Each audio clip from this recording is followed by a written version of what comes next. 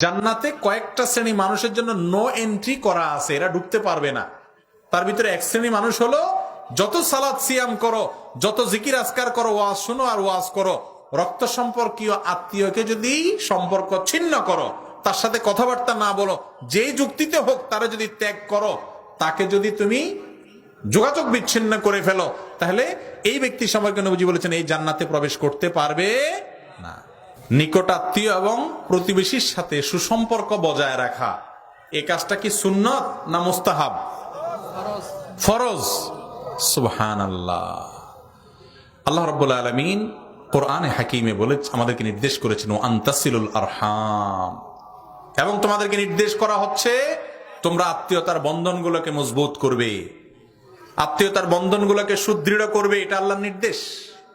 ভাইরা আমার, আমাদের সমাজে সবার সাথে দোস্তি ভালো, কোথাকার কোন দোস্ত, কোন দেশে, কোন জেলার, আর ফেসবুকের দোস্ত তো বলতেই নেই। সস্তা দোস্ত আছেই আজকাল, 5,000 দোস্ত এক একজনের কাছে, হ্যাঁ 3,000 4,000 করে দোস্ত এক একজনের কাছে। আহা, এই সময়টাতে আত্মীয় স্বজনের সাথে যে সুসম্পর্ক রাখতে হয়, মহব্বতের সম্পর্ক রাখতে হয়, খোঁজ খবর নিতে হয়, এই জিনিসটা আমরা ভুলে গেছি। এটা ফরজ কাজ। আত্মীয়তার সম্পর্ক রক্ষা করা কি ভাই? ফরজ।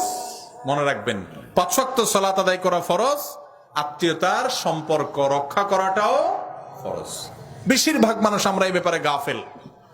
আত্মীয়তার সম্পর্ক নিয়ে দীর্ঘ আলোচনা, শুধু এটার উপরে আলোচনা একদিন হওয়া উচিত। সংক্ষেপে শুধু এটুকু বলি, আত্মীয় বলতে কাদের সাথে সুসম্পর্ক বজায় রাখতে হবে? বাপের দিককার এবং মায়ের দিককার যে সমস্ত আত্মীয়রা আসেন, বিশেষ করে তাদের, অর্থাৎ আপনার চাচা, আপনার ভাই বোন তো শুরুতেই, মা বাপ ভাই বোন তারা তো আছেনই, এর পাশাপাশি চাচা, চাচাতো ভাই বোন, ফুফু, ফুফাতো ভাই বোন, এদের সাথে সুসম্পর্ক রাখতে হবে। আজকাল আমরা বেশিরভাগ লোক ফুফুদের সাথে যোগাযোগে আমরা অনেক দুর্বল, তাই না? খোঁজ খবরই নেই।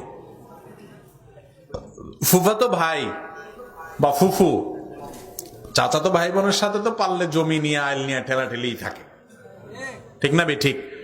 অথচ তারা আত্মীয়, রক্তের সম্পর্কের কারণে তাদের সাথে কি রাখতে হয়? সুসম্পর্ক বজায় রাখা ফরজ। যদি তারা আপনার সাথে দুর্ব্যবহার করে, তারপরে আপনার চেষ্টা থাকতে হবে আপনার পক্ষ থেকে যেন ত্রুটিটা না হয়। তারপরে সে করলে তারটা সে আল্লাহর কাছে বুঝবে। কথা কি বুঝাইতে পারছি? এখন আমার এই ভাই প্রশ্ন করেছেন যে প্রতিবেশীর সাথে, আত্মীয় স্বজনের সাথে সুসম্পর্ক রাখার গুরুত্ব নিয়ে বলেন। গুরুত্ব নিয়ে তো বলতে গেলে অনেক সময় বলবো, শুধু এটুকু বলি, আত্মীয়ের সাথে যদি কেউ সম্পর্ক ছিন্ন করে, নবী আলাইহিস সালাম বলেছেন লা ইয়াদখুলুল জান্নাতা কাতিআ। কত বড় ব্যাপার চিন্তা করছেন? আত্মীয় স্বজনের খোঁজ খবর নেবেন তো ইনশাআল্লাহ। ভাই, একসাথে থাকতে গেলে মনোমালিন্য হবে, বোঝাপড়ার গরমিল হবে, হইতেই পারে। তারপরেও সম্পর্ক কি করা যাবে না? ছিন্ন করা। মনের কষ্ট থাকতে পারে, কিন্তু কথা বলবো না, চিরতরে যোগাযোগ রাখবেন, এটা করা যাবে না। 3 দিন রাগ করে থাকতে পারেন, ঠিক আছে, কথা বললাম না, কিন্তু এর বেশি করা কি হবে না? জায়েজ হবে না। এটা আমরা অনেকে বুঝি না।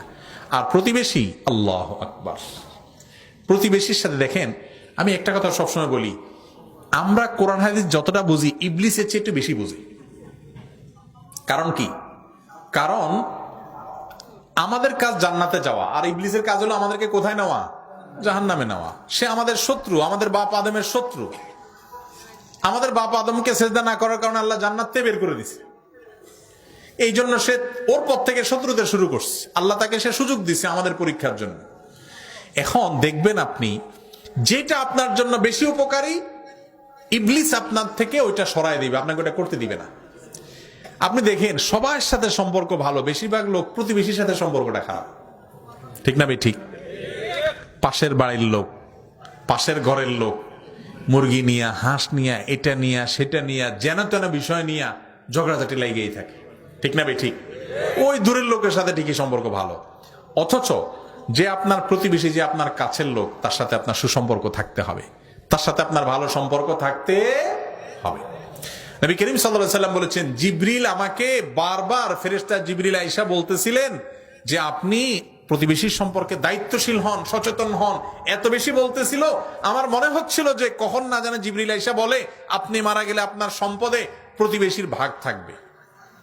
এইরকম মনে হচ্ছিল আমার কাছে, এত বেশি গুরুত্ব দেওয়া হচ্ছিল। তিনি বলেছেন লা ইউমিনু আহাদুকুম, তোমাদের কেউ ততক্ষণ পর্যন্ত পূর্ণাঙ্গ ঈমানদার হতে পারবে না মাল্লা ইয়ামানু জারুহু বাওয়াইকাহু, যে ব্যক্তির ক্ষতি থেকে, অনিষ্ট থেকে তার প্রতিবেশী নিরাপদে থাকতে পারে না। এজন্য ভাইরা, প্রতিবেশীর সাথে সম্পর্ক ভালো রাখবো তো ইনশাআল্লাহ। আগে থেকে সম্পর্ক খারাপ আছে, অভিমান, রাগ সব জান্নাতে যাওয়ার আশায়, আল্লাহকে খুশি করার আশায়, মালিককে সন্তুষ্ট করার আশায় সব কোরবানি করে দিয়ে হাসি মুখে তার সাথে মিশবেন। একটু ছোট হবেন কিন্তু আল্লাহর কাছে বড় হবেন। করা যাবে তো ইনশাআল্লাহ। আল্লাহ তাআলা তৌফিক দান করুন।